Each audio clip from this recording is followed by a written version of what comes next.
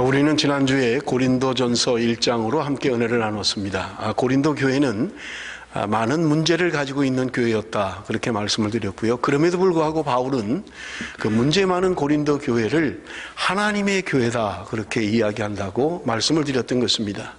그것은 고린도 성도들이 지금 하나님이 원하는 수준의 삶을 살기 때문에 그렇게 부르는 것이 아니라, 하나님의 부르심에는 후회하심이 없고 하나님은 분명하게 우리를 하나님의 자녀 삼으셨기 때문에 하나님의 부르심에 근거하여 우리는 하나님의 교회다, 그렇게 말씀을 드렸던 것입니다.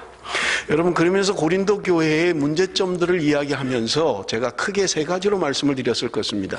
첫째는 분열에 대한 문제였습니다.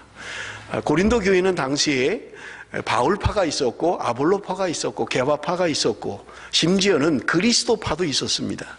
교회 안에 분열된 모습들을 보여주는 것이 고린도전서 1장에 바울이 문안을 문안하면서 제일 먼저 지적했던 게 고린도 교회의 분열에 대한 문제였던 것입니다. 그리고 두 번째로 말씀을 드렸던 것이 음행에 대한 문제, 성적인 문제, 고린도 교회 안에 성적인 문제가 가장 큰 문제였다, 그렇게 말씀을 드렸고요. 그리고 큰 문제 가운데 하나가 바로 은사에 대한 문제다, 그렇게 말씀을 드렸습니다. 물론 그 외에 여러 가지 문제들이 고린도서를 보면 등장하는 것을 우리가 볼 수 있습니다. 그러나 크게 본다면 이 세 가지가 고린도 교회가 풀어야 할 가장 큰 문제가 아닌가, 그렇게 생각을 하는 것입니다. 분열에 대한 문제는 제가 지난 철야 시간에 분열에 대한 말씀을 드렸어요. 바울은 이야기하고 있습니다. 이 분열에 대한 문제를 해결하는 방법은 다른 것이 아니라 그리스도가 나뉘지 않았다는 거예요. 예수님이 나뉘지 않은 것처럼 너희도 하나 되어야 된다, 그렇게 이야기하고 있는 것입니다. 그래서 같은 말을 해라, 같은 마음을 품어라, 같은 뜻으로 그리스도 안에서 온전히 합하라, 그렇게 말씀하고 있는 거예요. 예수 그리스도가 나뉘지 않았기 때문에 누구도 그리스도를 위하여, 그리스도가 우리를 위하여 죽으신 것처럼 바울도 그런 죽음을 죽지 않았다는 거예요. 게바도 그런 적이 없다는 것입니다. 오직 예수 그리스도 안에서 하나 되어야 될 것을 말씀하고 있는 것을 우리가 볼 수 있는 것입니다. 여러분, 오늘 두 번째로 고린도 안에 있는 문제들 가운데 가장 큰 문제인 성적인 문제를 오늘 본문을 통해서 우리가 함께 은혜를 나누기를 원합니다. 사실은 이런 성적인 문제는 고린도전서 5장 그리고 6장 어떤 면에서 결혼에 대한 이야기를 하고 있습니다만은 7장까지 지금 성적인 문제를 다루고 있다라고 하는 것을 여러분 기억을 하시고, 5장 1절 2절 말씀을 우리 한번 좀 보겠습니다. 당시에 고린도 교회가 어떤 문제를 가지고 있었는지 우리 함께 살펴보기를 원합니다. 1절 2절 말씀 우리 다 같이 읽겠습니다. 너희 중에 심지어 음행이 있다 함을 들으니 이런 음행은 이방인 중에라도 없는 것이라. 누가 그 아비의 아내를 취하였다 하는도다. 그리하고도 너희가 오히려 교만하여져서 어찌하여 통한이 여기지 아니하고 그 일 행한 자를 너희 중에 물리치지 아니하였느냐. 바울은 지금 이렇게 외치고 있는 것입니다. 여러분, 일반 사람도 하지 않는 짓을 하고 있다는 거예요. 이방인들도 이런 일을 행하지 않는다는 것입니다. 아버지의 아내를 자기 아내로 삼은 거예요. 물론 자기를 낳아준 어머니가 아니겠지요. 서모겠지요. 그러나 이런 일들은 이방인도 하지 않는 일들을 지금 교회 안에서 행했다는 말입니다.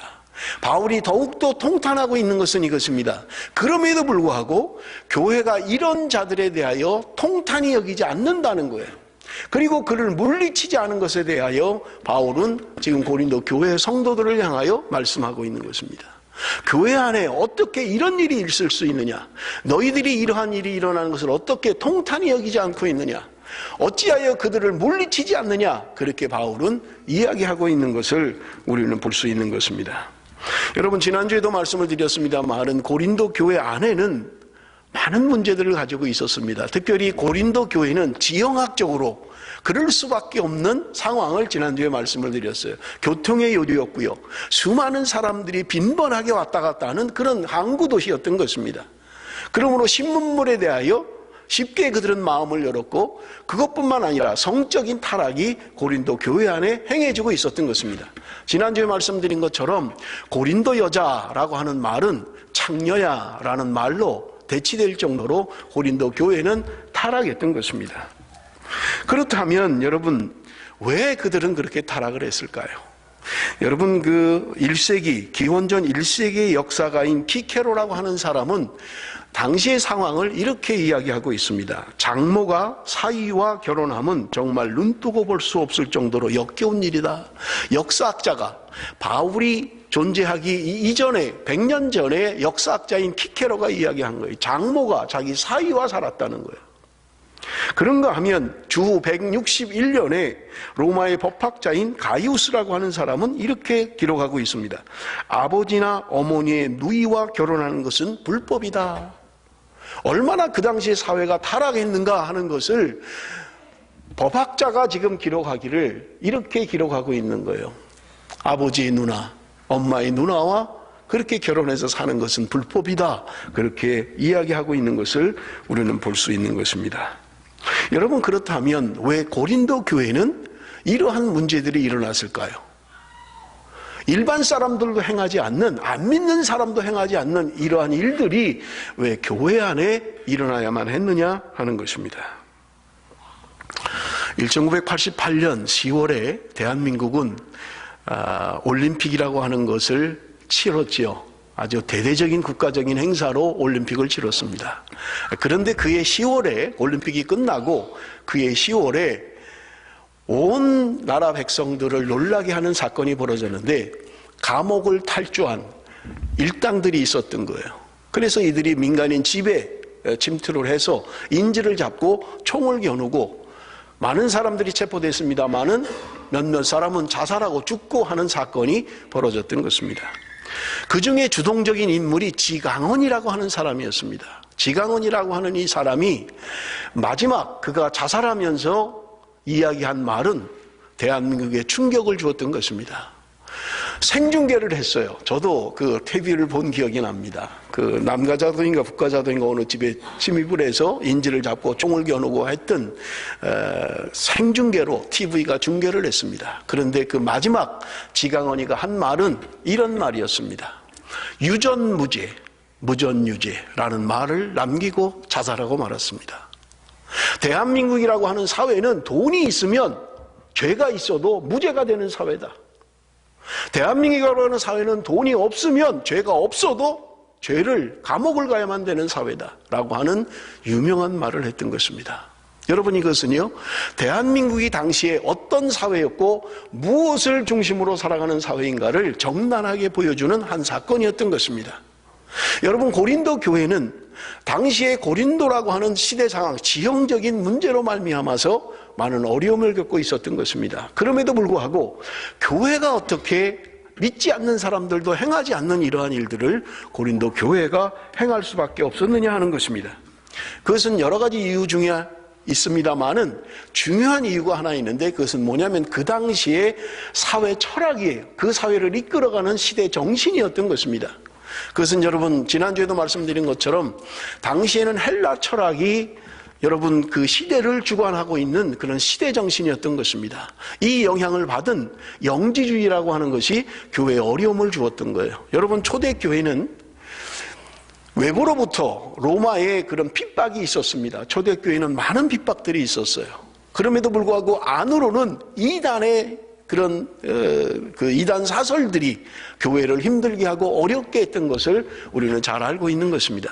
여러분, 초대교회 안에 가장 영향력을 미쳤고 힘들게 했던 것이 바로 영지주의라고 하는 거예요. 영지주의라고 하는 것은요, 이원론 사상입니다. 그것은 뭐냐면 물질의 세계와 영적인 세계가 다르다고 하는 거예요. 그러면서 강조하는 것이 뭐냐면 영적인 세계가 중요하지 물질 세계는 중요하지 않다라고 하는 것을 강조했던 것입니다. 이러한 사상들을 받아들여서 교회 안에 영지주의라고 하는 것이 이단으로 등장을 했던 것입니다. 그들은 이야기합니다. 영적인 것이 중요하지 육적인 것은 중요하지 않다. 그들은 그렇게 주장했던 거예요. 많은 사람들이 영향을 받았고 교회가 영향을 받았던 것입니다. 그런데 이 영지주의라고 하는 것이 점점 발전을 해서 두 양상으로 나타나게 되었습니다.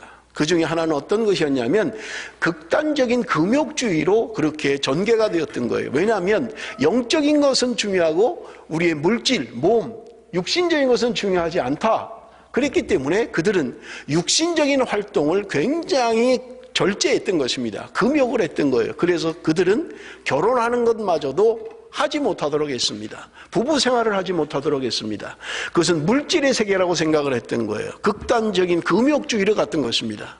그런가 하면 영주주의의 또 하나의 발전은 극단적인 방종으로 갔던 것입니다. 영적인 것만 중요하고 육적인 건 중요하지 않기 때문에 우리의 몸은 어떻게 살아도 괜찮다, 무슨 짓을 해도 괜찮다라고 하는 극단적인 방종으로 나갔던 것입니다. 이러한 사상들이 고린도 교회 안에 영향력을 미쳤고, 그리고 많은 사람들 가운데 이런 생각을 가지고 살아갔던 사람들이 있었다라고 하는 것입니다. 여러분, 중요한 것은요, 이 영지주의에서 말시온이라고 하는 그 이단 사상이 하나 또 발전을 하는데요. 이 말시온이라고 하는 이 이단은 어떤 거냐면 이런 거예요. 성경 안에 여러분, 우리가 하나님이 천지를 창조하십니다. 구약 성경에 보면 창조의 하나님에 대해서 이야기하고 있는 거예요. 그런데 그들의 사상은 물질 세계는 악한 것이고 저급한 것이라고 생각하는 거예요. 그런데 그것을 창조하신 하나님이 구약의 하나님이라고 생각을 했던 거예요. 그래서 구약의 하나님은 저급한 하나님이다, 악한 하나님이다 라고 생각을 했던 것입니다. 그리고 신약의 하나님, 그리스도의 아버지이신 그 하나님은 사랑의 아버지고 사랑의 하나님이다, 그렇게 생각을 했던 거예요. 그러면서 그들에게 중요한 또 하나의 잘못된 그런 것들이 있었는데, 그게 뭐냐면 예수 그리스도의 성육신 사건입니다. 그들이 이것을 풀 수가 없는 거예요.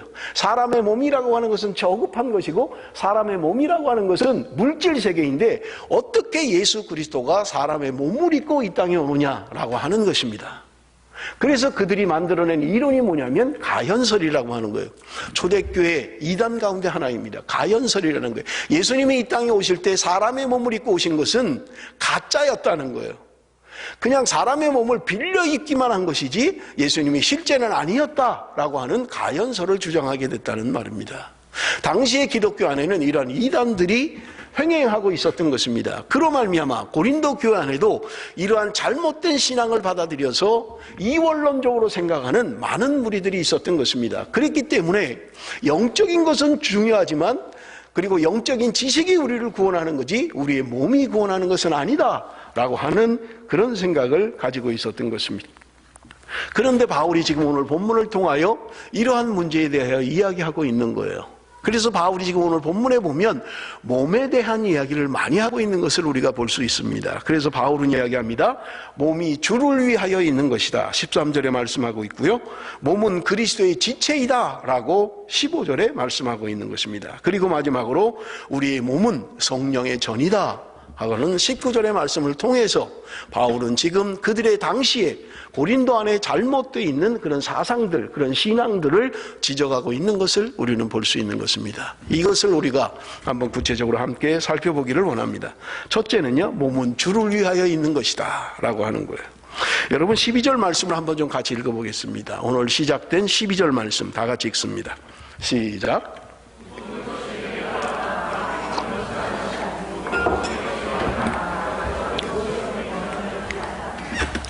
여러분, 이미 매일 성경을 통해서 이 본문을 다 묵상했는 줄 압니다만은, 여러분, 이 12절의 말씀이 바울이 한 이야기 같아요. 여러분, 우리가 그냥 한글 성경을 보면 누가 말한 것인지를 정확하게 알 수가 없습니다.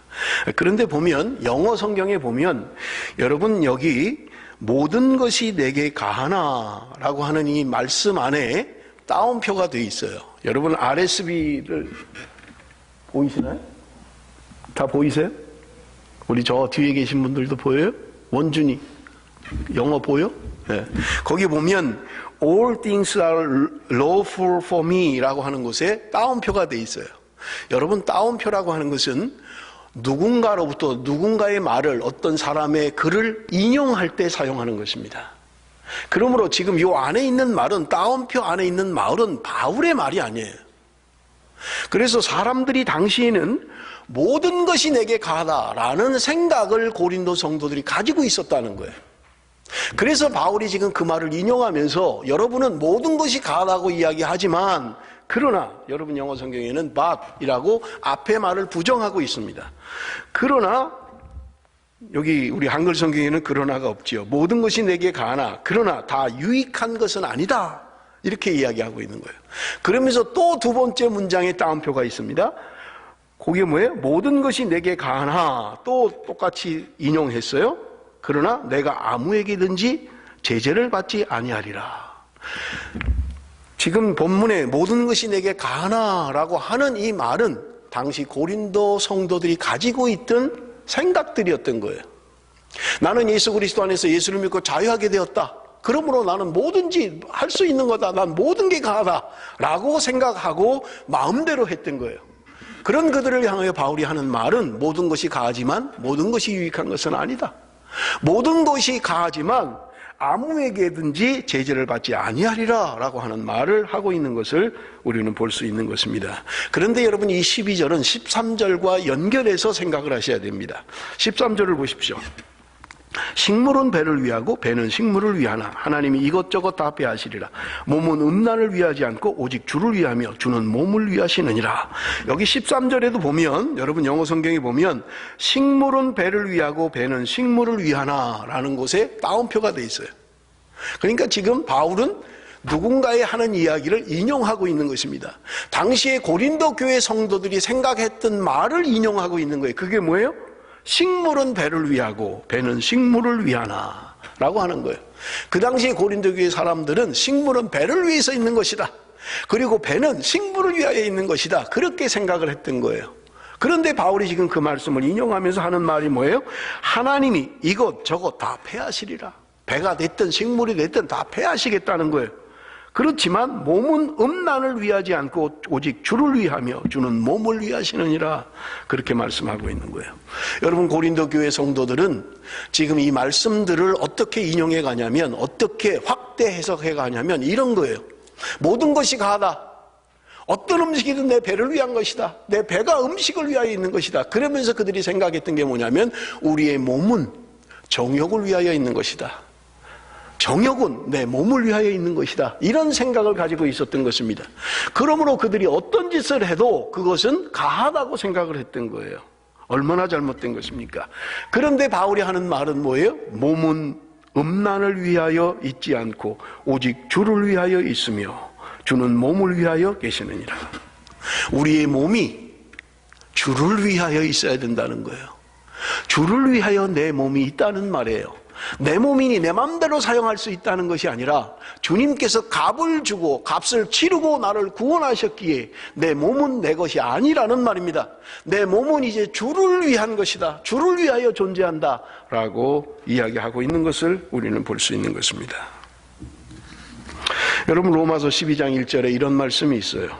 그러므로 형제들아, 내가 하나님의 모든 자비하심으로 너희를 권하노니 너희 몸을 하나님이 기뻐하시는 거룩한 산제사로 드리라. 이는 너희의 드릴 영적 예배니라. 저는 로마서를 읽으면서 젊을 때는 이 말씀을 잘 이해를 못했어요. 아니, 왜 몸을 어떻게 산제물로 드리라고 이야기를 할까? 어떻게 몸을 드리는 것이 영적 예배라고 이야기를 할까?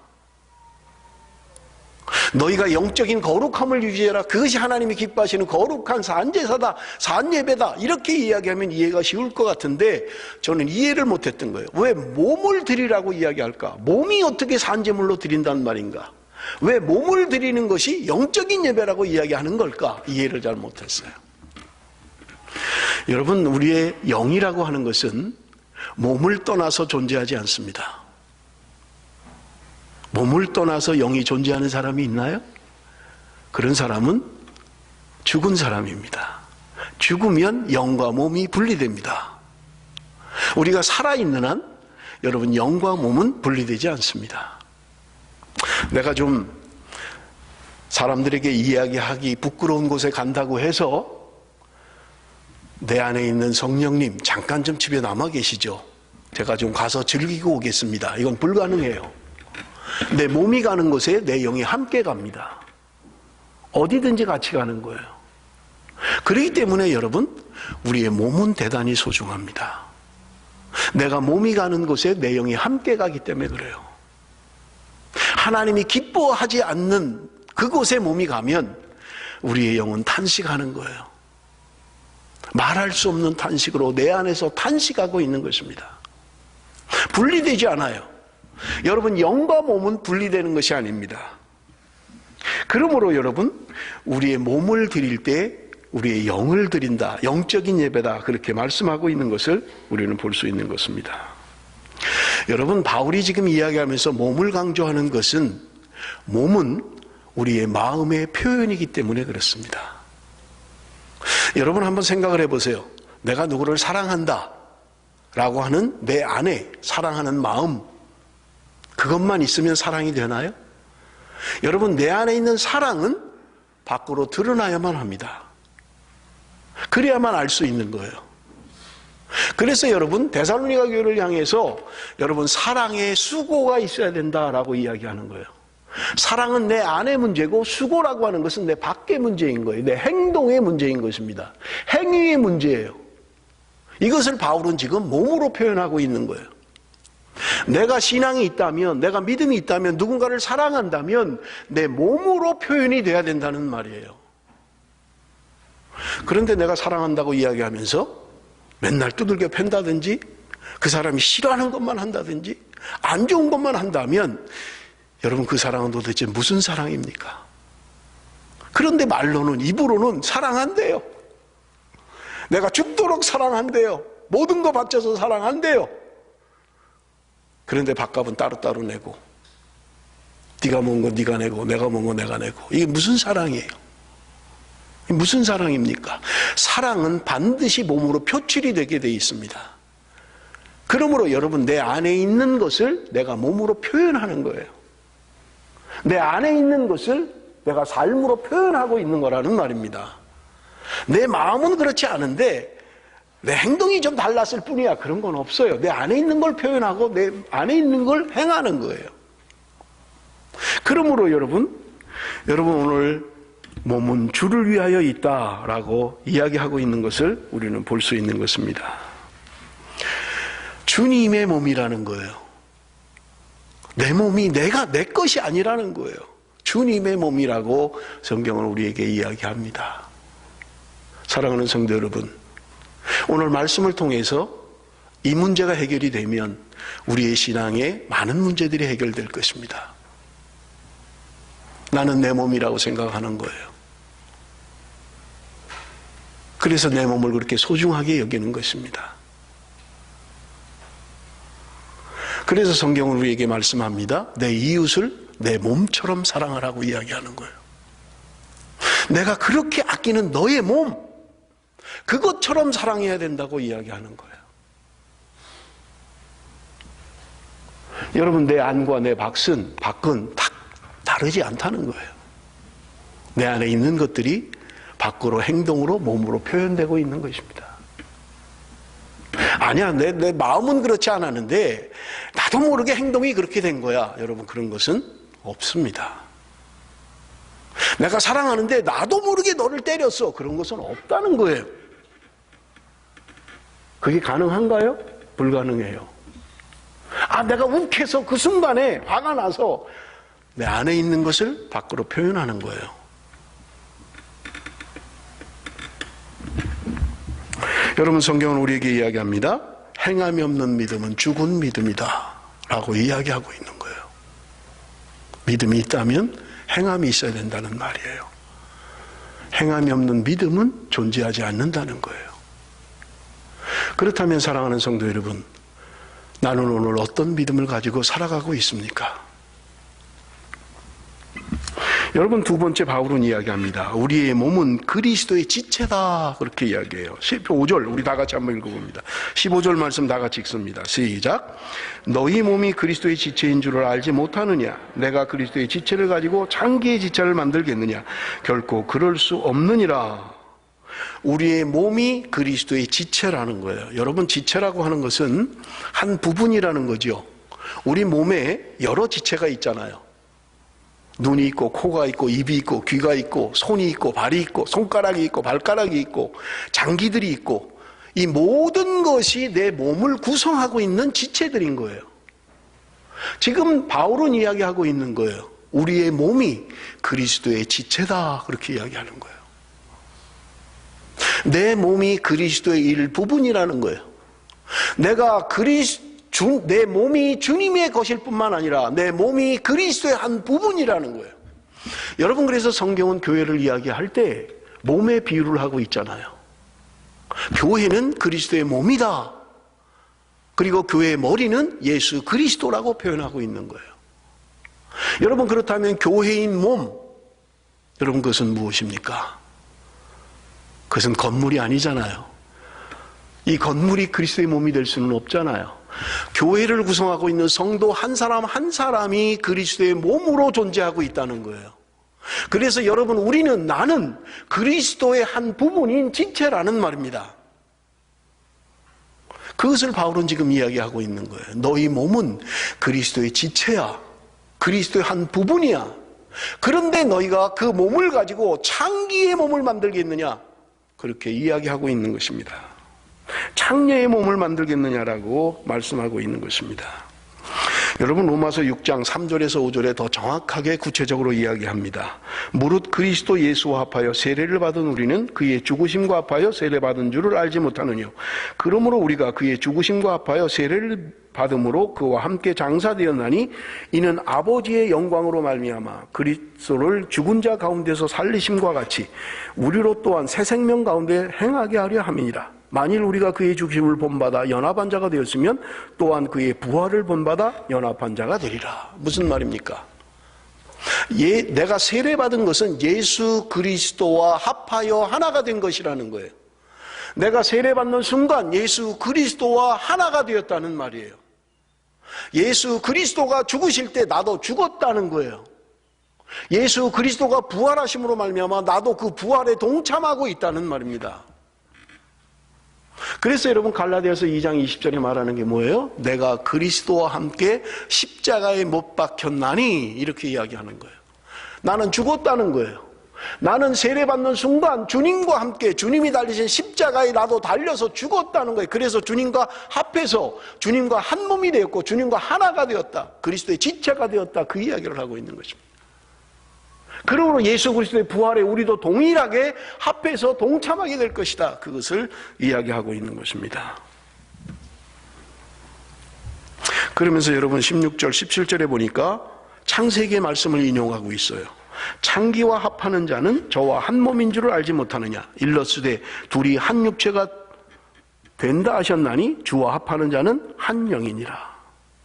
창기와 합하는 자는 창기와 하나가 된다는 거예요. 그러나 예수 그리스도와 합하는 사람은 예수 그리스도와 하나가 된다는 말입니다. 창세기 2장 25절에 말씀하고 있는 거예요. 둘이 한 몸을 이룰지니라.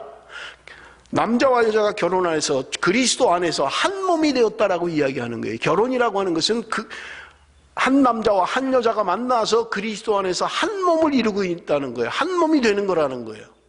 그것처럼 내가 누구와 만나느냐, 누구와 지내느냐 하는 것으로 결정 나버리고 만다는 거예요. 내가 창기와 더불어 살면 나는 창녀와 하나가 된다는 거예요. 내가 그리스도와 더불어 살면 그리스도와 하나가 된다고 말씀하고 있는 것입니다. 사랑하는 성도 여러분, 나는 누구와 하나 되어 있습니까?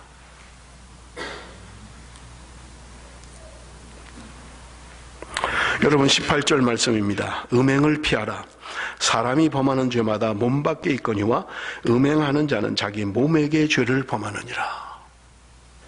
다른 죄들은 내 몸 밖에 있다는 거예요. 그러나 음행의 죄는 내 안에 있다는 말이에요. 내 몸의 죄를 범하는 것이라는 거예요. 여러분 여기 보십시오. 음행을 피하라. 음행은 내가 극복하고 내가 도전하고 내가 넘어서고 그렇게 성경 말하는 데가 없어요. 음행은 피하라는 거예요. 도망치라는 거예요. 그런 상황을 만들지 마십시오. 내가 죄를 지을 상황을 만들지 마시라고요. 도망해야 돼요. 도망쳐야 돼요. 내가 그런 범죄의 자리에 있지 않도록 도망쳐야만 합니다. 성경은 어느 곳에서도 극복해라, 믿음으로 승리해라, 돌파해라 그렇게 말하고 있지 않아요. 여러분 중요한 원리입니다. 도망치셔야 돼요. 그런 상황을 만들지 말아야만 합니다. 밀폐된 공간에 둘이 있을 상황을 만들지 마세요. 유혹받을 상황을 만들지 마십시오. 도망치십시오.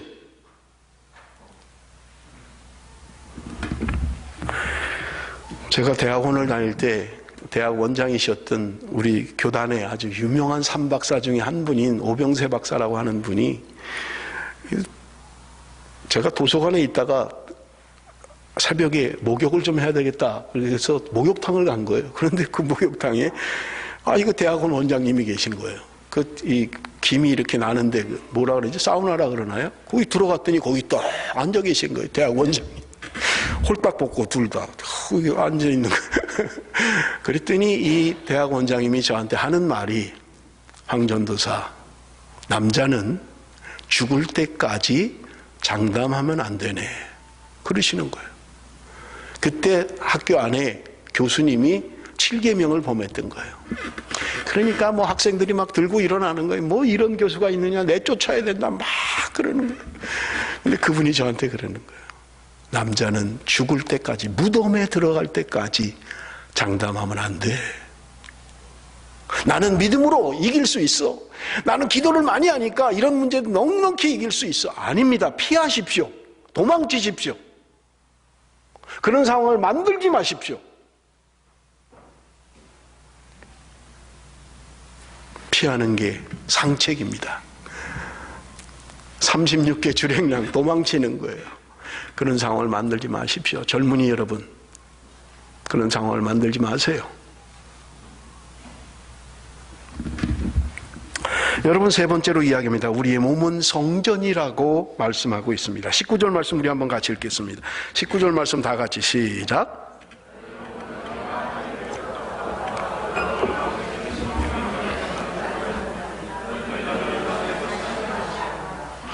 여러분, 저는 바울의 위대한 발견이라고 생각합니다. 여러분, 당시에 유대인들은 성전 중심의 신앙생활을 했어요. 성전을 우리가 생각하는 교회 정도가 아니에요. 얼마나 거룩하게, 얼마나 중요하게 생각했는지 몰라요. 그런데 바울의 깨달음이 뭐냐면 우리의 몸이 성전이라고 이야기하는 거예요. 이 돌맞을 일이에요. 당시로는 엄청난 이야기입니다.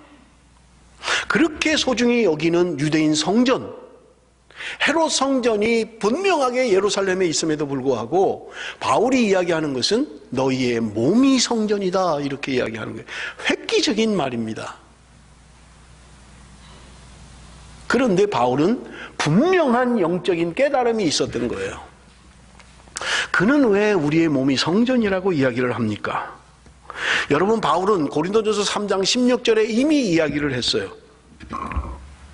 너희가 하나님의 성전인 것과 하나님의 성령이 너희 안에 거하시는 것을 알지 못하느뇨. 너희가 하나님의 성전인 것과 성령이 너희 안에 거하시는 것을 알지 못하느뇨. 그러므로 우리의 몸이 성전이라는 거예요. 성령이 내 안에 계시기 때문에, 성령이 내 안에 머물고 계시기 때문에 우리의 몸이 성전이라고 지금 이야기하고 있는 것입니다.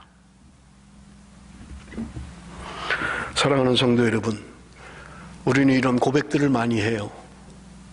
내 안에 성령이 계십니다. 내 안에 하나님이 계십니다.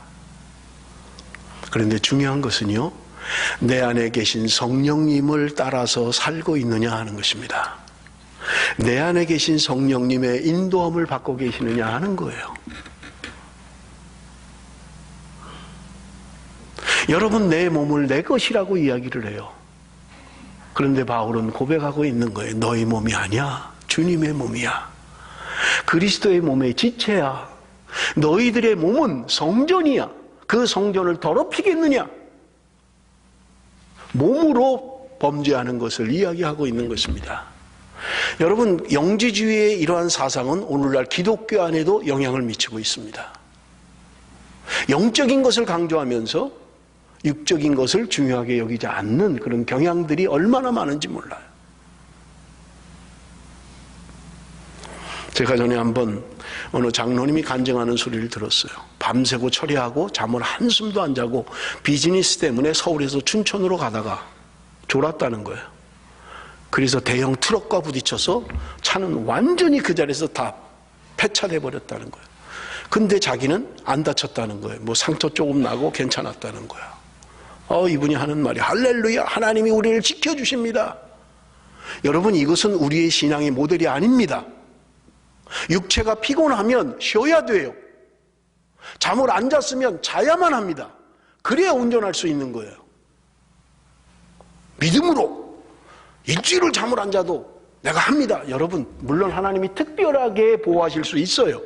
그러나 우리는 다 특별한 신앙을 가지고 있는 거 아니에요. 이걸 나의 신앙의 모델로 삼으면 안 됩니다. 잠을 안 잤으면 주무셔야 돼요. 잠을 못 잤으면 쉬고 운전을 해야만 합니다. 아니야, 난 내 믿음으로 나는 얼마든지 천사가 나를 붙들어 줄 거야. 하나님이 나를 보호해 주실 거야. 죽어요, 그러면. 죽습니다. 제가 예외가 없는 것을 말하는 건 아니에요. 하나님이 특별하게 그런 가운데서도 지켜주실 수 있고 죽음의 환경 가운데 보호하실 수 있는 거 제가 안 믿는 거 아니에요. 그러나 여러분, 우리의 신앙의 모델이 돼서는 안 된다는 거예요. 우리의 일반적인 일상이 아니에요, 그것은. 그러므로 육체가 피곤하면 쉬십시오. 육체가 피곤하면 예배하는 것도 힘들잖아요. 저도 육체가 힘들면요, 입이 잘 안 돌아가요. 말이 잘 안 된다고요. 잠을 좀 덜 자면 한두 시간 자고 설교를 하려면 입이 막 안 돌아가요. 혀가 잘 안 돌아가고요. 그러니까 자야 돼요. 쉬어야 된다고요. 우리는 육체의 한계를 가지고 있는 사람들입니다. 이거를 무시하면 안 됩니다.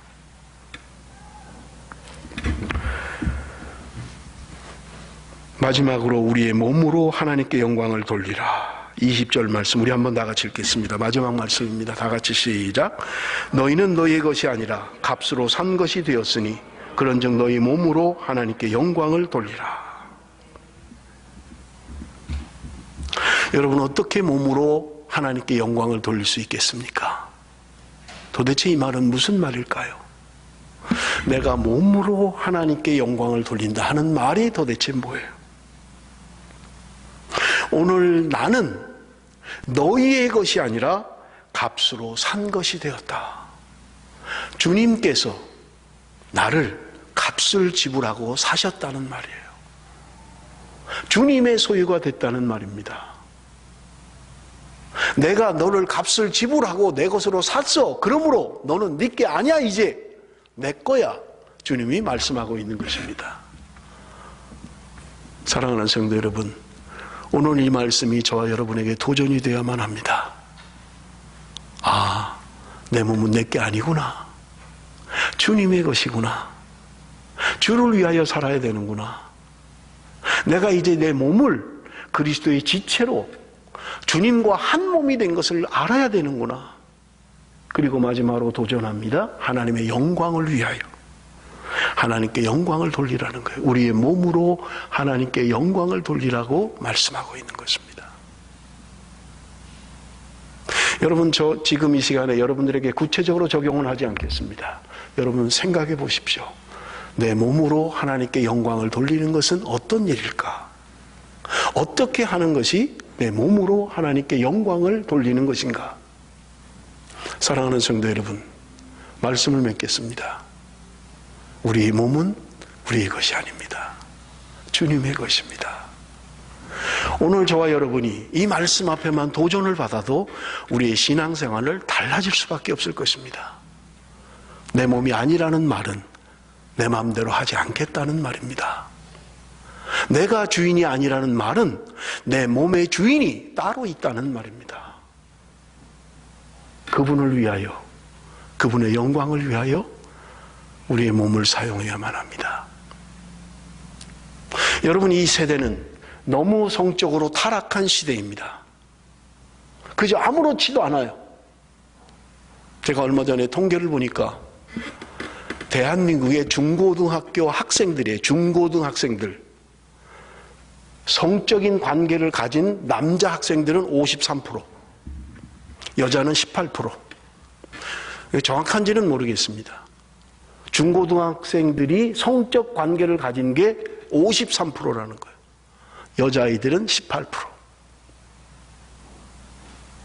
여러분, 우리는 타락한 시대를 살고 있습니다. 우리의 자녀들이 안전지대가 아닙니다.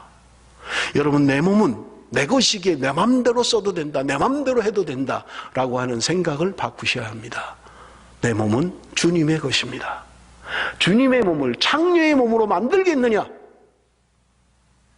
오늘 바울은 우리에게 말씀하고 있는 것입니다. 사랑하는 성도 여러분, 우리의 몸으로 주님께 영광을 돌리는 그날까지 날마다 나를 쳐서 복종시키고 음행을 피하십시오. 도망치십시오. 그럴 환경이 되면 도망치세요. 그것이 상책입니다. 주님 기뻐하시는 일입니다. 우리의 몸으로 하나님께 영광을 돌리는 저와 여러분이 되시기를 바랍니다. 기도하겠습니다.